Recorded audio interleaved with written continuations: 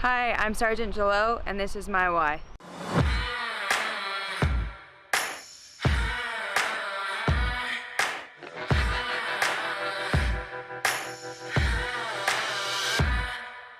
All right, Charity, we have been talking now for months. And when I asked you your why you joined the Army, you sent me over a text message. And that text message sent me into tears. It was so emotional and it was so impactful. And I would really like for you to share it with my viewers so they can know your why, that you've given up everything to protect our freedom. Okay, I'm just gonna go ahead and read the text I sent you. So I never thought once that the military was something for me. I was on the dance team in high school, and the way I dressed was pretty much the most important thing in my life at that time.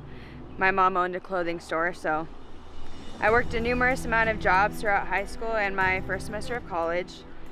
After that, I fell into a deep depression, and I actually ended up withdrawing from college. And the love of my life at the time that I thought ended up leaving me. So I let go of everything that mattered to me. I fell into a deep depression.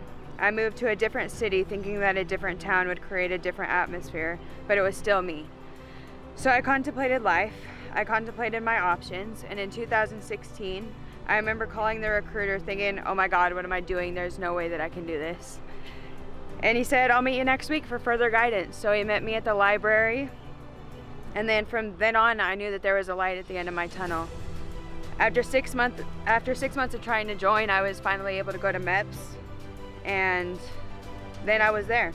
I left, but I knew that it was for the best.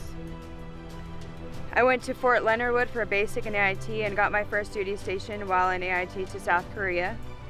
Obviously, I was nervous, but out of anything that I wanted in life, it was adventure, experience, travel. That was something that I really wanted to get out of it. I spent my first active year in South Korea and then was stationed in Fort Riley, Kansas.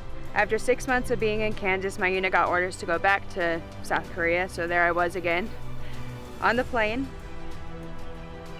I felt excited to go back because Korea is such a great country. I had a great time there, but I was sad that I wasn't able to come back and spend time with family before going again. I went from a super depressed, overweight individual when I first joined. I was 21 years old, no light at the end of my tunnel, I thought at the time, to a sergeant within 3 years with an extensive PT score and friends that I'll have forever. I was the only female in my platoon as well, so that was always like a push for me. You know, I had to keep up with the boys, I thought. And it really made me think that like standards don't matter and what people think of you or your gender. You know, you can push yourself regardless of where you came from. So the woman I see before me is a strong, vibrant, beautiful, confident woman. And I want you to explain to me how you became this, from depressed and overweight to this woman that stands before me. I think at that time in my life, there was so much that landed all at once for me, and I just kind of let myself go. I didn't think that I was really worth anything.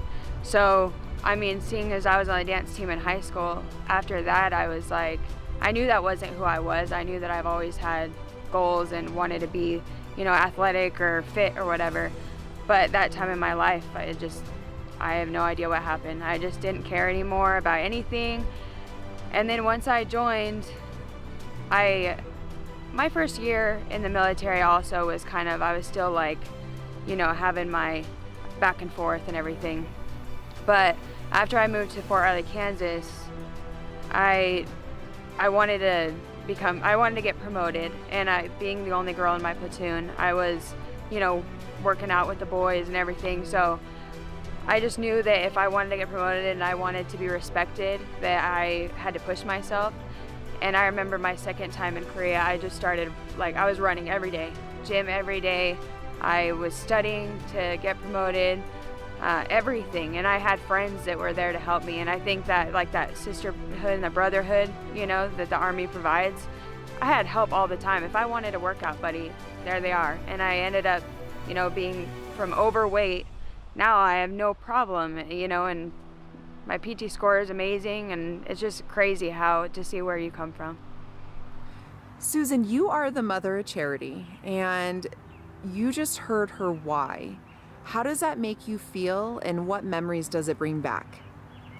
You know, I can remember vividly the day that she was sitting at my shop. She was behind the counter on the chair, and I just remember her looking down, bawling hysterically about why she thought that she was nothing and she had nothing. She had lost everything, and it brings tears to my eyes to think about how far she's come. She's changed. She's a completely different person. She's strong. She's beautiful.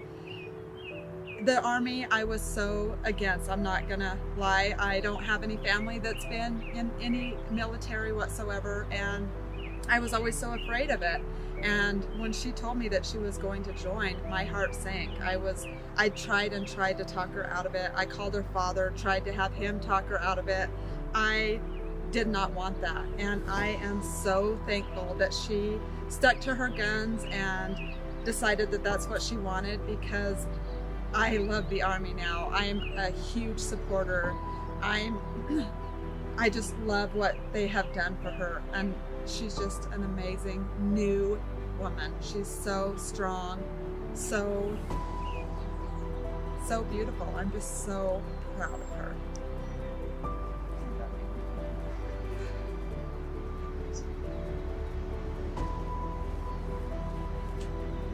So you are ending your time in service as of June 27th. It will be your last day, but it's not the last of Charity. So Charity, can you tell my viewers what you decided to do? Well, I was really having a hard time with getting out because I have enjoyed it so much, and I love the Army lifestyle and everything that comes with it. So my last day, I decided to go sign up for 12 months with the National Guard for Colorado, just so I don't want to let go fully. So that 2 days a month, I don't know what they're doing. I've always been active, so I don't know what it's going to be like, but I just knew that I didn't want that to be the last time I put on my uniform. So Charity, you came from an individual with a victim mentality to an overcomer. Can you please tell my viewers how you did that? Well, the words I like to live by, everything happens for a reason.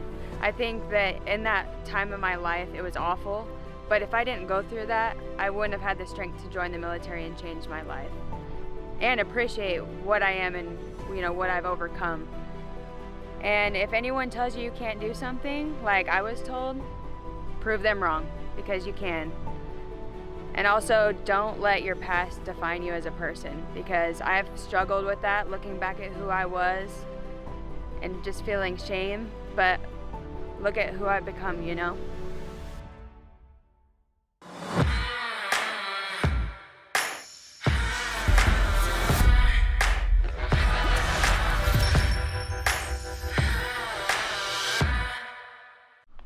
Okay. Can you see my hands going like that? Hey, do you see me on my show? I'm like, no, it's good because it means you're passionate about what you're saying. I feel like I'm like